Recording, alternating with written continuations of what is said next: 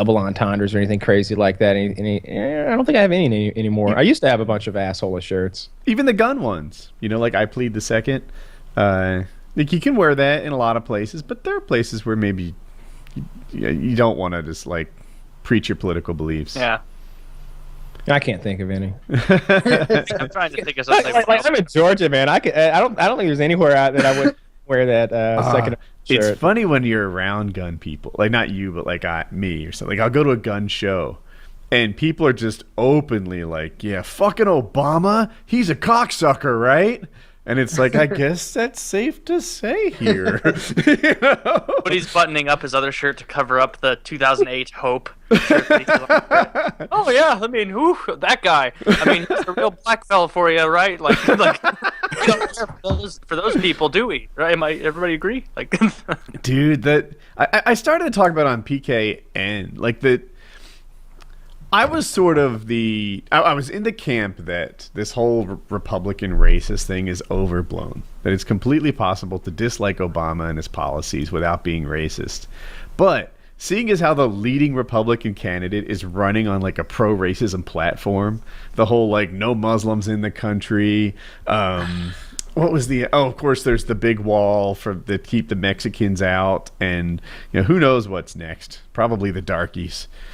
and he's just, it's like, dude, every time he says something and I think he's going too far, like, hey, let's violate the Geneva Convention and just start killing the family members of anyone who's involved in this stuff, it's actually the red meat that his constituents love. Well, it's still possible to support them without being a racist. I feel like if you're pro-Trump, his major policies seem to be about keeping the Mexicans out, keeping the Muslims out. That's the core of his message. Well, it seems almost like that's incidental that it's Mexicans, because that's the one country that's illegals are pouring in from. Like if it were There's Canada, more leaving than coming now. He wouldn't be just ecstatic about it because they were white Canadians, making the NHL a bigger sport here. Finally, they get on ESPN. Like it's more of like. It's not even racist. If you're going to go with an ist or a phobe, it'd be like xenophobic at worst. But I think it's more that than just, I hate Mexicans. He's got a Mexican wife, doesn't he? A Hispanic wife? Rubio does. I don't think Trump does. No, Trump's got like a Swedish fucking supermodel type wife, I think. Well, right? That's foreign too. He can't be racist. Like, that's a little different. Is it Trump that's got the super hot daughter? Yes. It's Trump, right? Like, yes.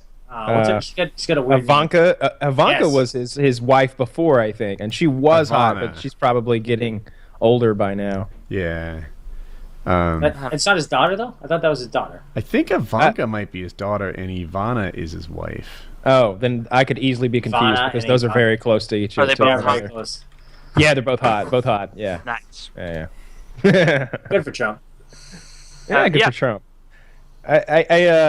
I can't wait to see this thing play out because I really do think he's.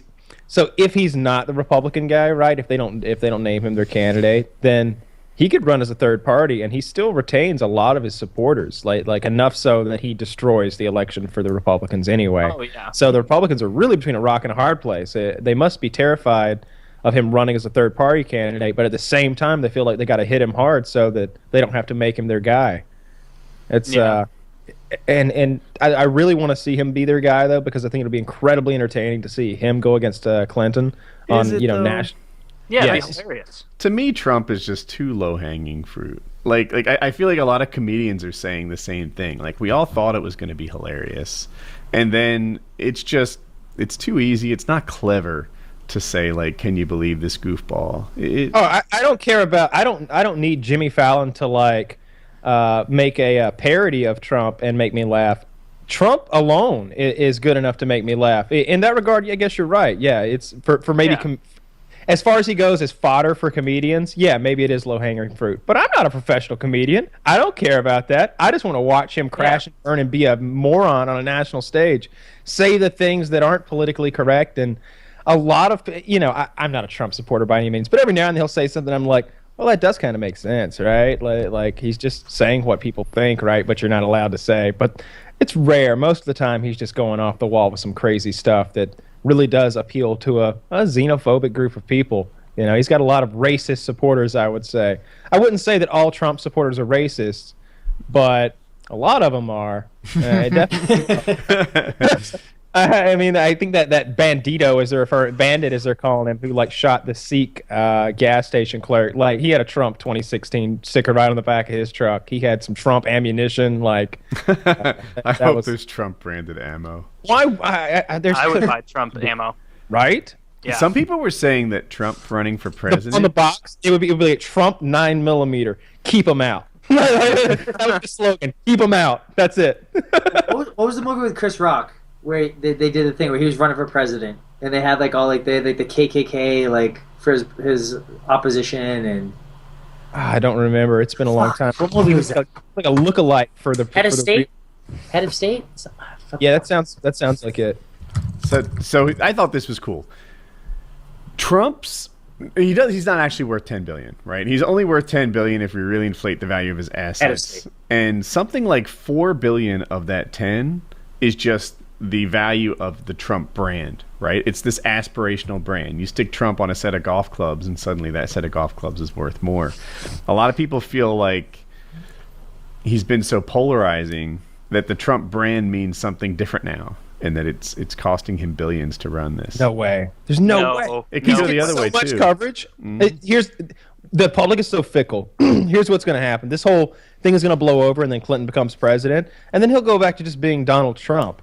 Except he's Donald Trump who just got like $1 billion worth of free advertising or something like that. Like he's on a global stage. Vladimir Putin is talking about him. He can only be worth more. He has to. Oh yeah. Really? He's got ties, shirts, a whole like fashion line pretty much. Like if you walk into Macy's or Nordstrom or wherever, it's there. It's not like they hid it in the back, behind a curtain at the racist section. Like it's right up in the front. There's tons of expensive Trump. We talked about how Stephen Colbert is not doing well because half of America doesn't transition. It turned out those numbers were kind of picked and chosen. Like the week in particular they used was one where Colbert was running a repeat, was running a week of repeats, and the competition was running like a I don't know. They were news shows, and I think they had a good guest or two or something like that. I heard the producer of that show on the Stern show, because Stern had called him out for this. He was like, Stern was reading the article that we all read, and so the producer goes on there and he's like, "Oh, that's not exactly fair because we're showing reruns that week, and they've got this brand new content they're putting out. Like when in reality, according to him anyway, of course that is his guy. They're in a tight race they're in a tight second place in late night, but who knows? When there's so many different ways to look at those ratings numbers. There's dailies, and then there's, like you said, there's instances where one team might be off for vacation and the other team are coming out with new stuff. But on average, he's definitely not getting anywhere near what Fallon is doing. But the general concept of Stephen Colbert only appealing to half of the population because he's leans towards the liberal side also applies to Trump, right? His brand, which previously was just an aspirational brand that anyone who might want great golf clubs or polo shirts might want, now only Republicans who like golf clubs would buy them. I think he's strengthened himself with that group of people, though. I feel like maybe he has turned a group of people off to him, but just as strongly, I feel like he's turned a group of people onto him. There's a group of guys who are like, yeah, Trump's my guy. Trump makes some ammunition, I'll buy that ammo. Trump makes a shirt, I'll buy that Trump, because Trump's like me. Trump doesn't like those brown people. They know. Trump. You look at Trump's lineup, like he doesn't have any brown shirts; they're all white. Trump's Aryan collection. Yeah, the Aryan collection. Yeah, that's great. So, Joe, I'm curious. I know that you don't talk about politics much, but do you pay attention to them much? I pay attention. I follow a little bit, but I just don't. I think no matter, like, for example, we were cutting weight on Friday morning, cutting weight on Thursday morning, but for the fight. And we're at the Y, and there's two older guys sitting in the hot tub talking politics, and getting freaking super loud. Guys dropping F. This is like kind of early in the morning. We're like 8 o'clock in the morning.